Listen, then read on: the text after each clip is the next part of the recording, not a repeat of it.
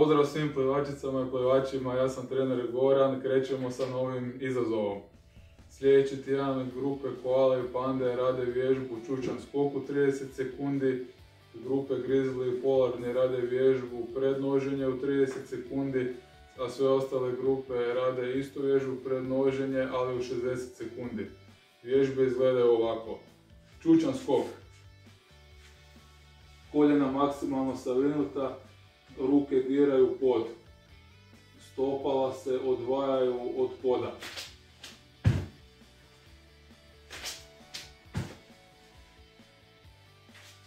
Prednoženje.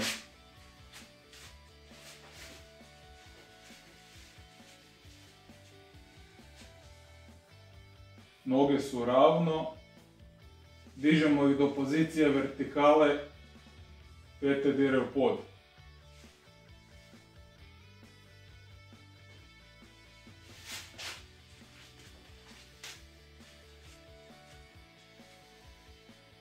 Očekujemo veliki broj sudionika u izazovu, također očekujemo i uskoro otvaranje bazena. Pozdrav!